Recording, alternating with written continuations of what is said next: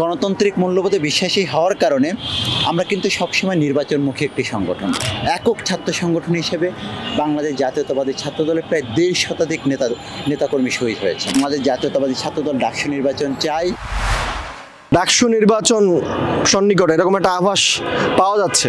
আপনারা কি মনে করছেন, ডাকসু নির্বাচন নাকি আপনারা চাইছেন না, এরকম অভিযোগ আসছে, এটা নিয়ে আপনার বক্তব্য কি? ডাকসু নির্বাচন চাচ্ছি না, আসলে এই যে প্রশ্নটি এটি আসলে একটি ষড়যন্ত্রমূলক প্রশ্ন, এবং এই প্রশ্নটি এই ধরনের বিভ্রান্তমূলক কথাবার্তা আমরা দেখছি 5 আগস্ট পরবর্তী সময়ে। আমরা যে ইতিবাচক রাজনীতির জন্য বিগত দিনে যে আন্দোলন সংগ্রাম গড়ে তুলেছিলাম এবং ছাত্র জনতার গণ অভ্যুত্থান সংগঠিত হয়েছিল, সেই রাজনীতির সাথে এটি পারস্পরিকভাবে কোনোভাবে এটি সামঞ্জস্য না এবং এটি যায় না কোনোভাবেই। আমরা যেটি মনে করি, বাংলাদেশ জাতীয়তাবাদী ছাত্রদল 5 আগস্ট পরবর্তী সময় থেকে ঢাকা বিশ্ববিদ্যালয় প্রশাসনকে একদম সুনির্দিষ্টভাবে প্রস্তাবনা সহ তাদের যে প্রধান দাবি, সেই দাবির জায়গায় অন্যতম দাবি ছিল, প্রধান দাবি হিসেবে ডাকসু নির্বাচন ছিল।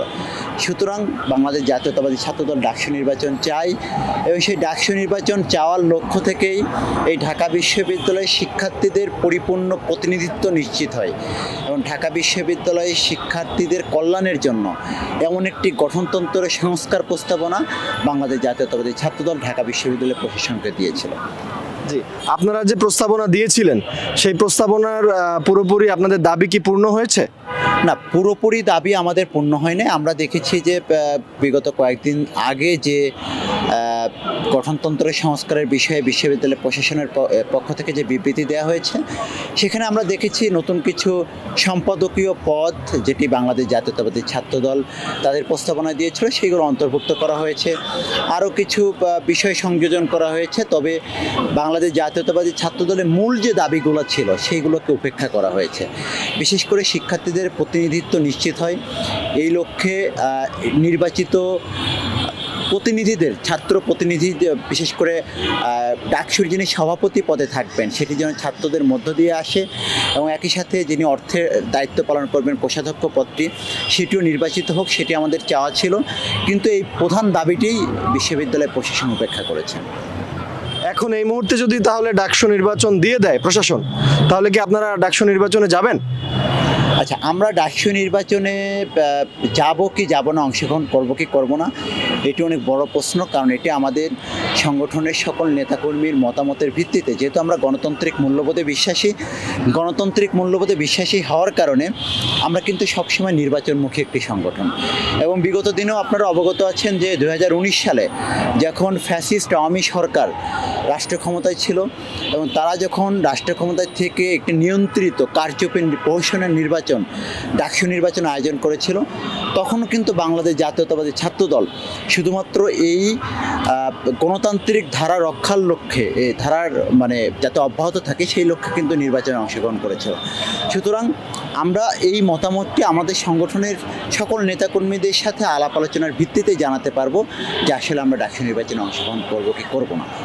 জি, এই মুহূর্তে বা 1 মাস 2 মাস পরে যখনই হোক না কেন, ডাকসু নির্বাচন নিয়ে, ফলাফল নিয়ে, আমি একদম সরাসরি বলতে চাই, ফলাফল নিয়ে আপনারা সংগঠন হিসেবে কতটুকু আশাবাদী? আমি যদি ফলাফলের কথা বলি, যে ফলাফল নিয়ে আমরা সংগঠন হিসেবে শতভাগ আশাবাদী। এই কারণে আশাবাদী যে ঢাকা বিশ্ববিদ্যালয়ের শিক্ষার্থীরা প্রচণ্ড রকম সচেতন এবং খুবই দৃঢ়চেতা মনোভাব ধারণ করে থাকে।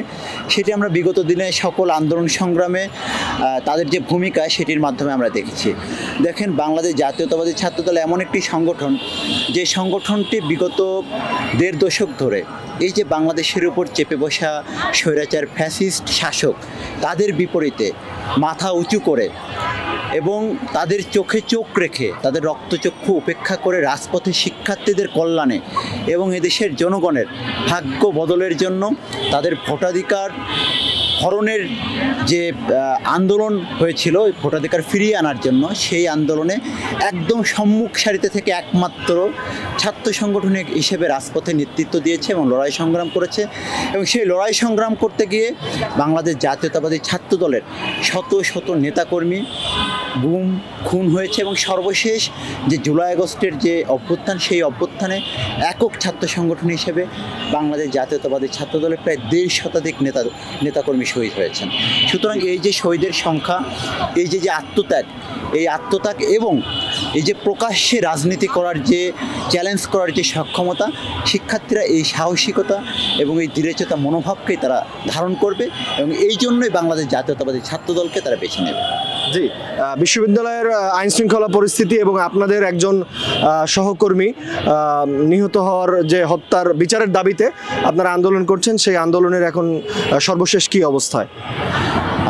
আপনারা এটি আসলে আমাদের জন্য অনেক বড় আঘাত ছিল যে আমরা আমাদের দীর্ঘদিনের একজন সহযোদ্ধাকে এমন নির্মম একটি হত্যাকাণ্ডের মাধ্যমে তাকে আমার শেষ বিদায় আমাদেরকে জানাতে হবে। সেই হত্যাকাণ্ডের পরে আপনারা দেখেছেন বাংলাদেশ জাতীয়তাবাদী ছাত্রদল ধারাবাহিকভাবে তাদের দাবি দেওয়া নিয়ে, হত্যার বিচার নিয়ে আন্দোলন করে আসছে। আমরা ঈদের আগেও সংবাদ সম্মেলনের মাধ্যমে আমরা আমাদের দাবিগুলো জানিয়েছিলাম। ইতিমধ্যে ঈদ পরবর্তী সময়ে আমরা সাংগঠনিকভাবে আইনশৃঙ্খলা বাহিনীর সাথে কথা বলেছি। তাদের কাছ থেকে মামলার অগ্রগতি, তদন্ত, সার্বিক বিষয়ে জানার জন্য গিয়েছি, চেষ্টা করেছি এবং সাম্য হত্যাকাণ্ডের সুষ্ঠু বিচার যাতে নিশ্চিত হয় সেই লক্ষ্যে আমরা অতি শীঘ্রই আবার নতুন করে কর্মসূচি দিব সংগঠনের পক্ষ থেকে। অসংখ্য ধন্যবাদ আপনাকে।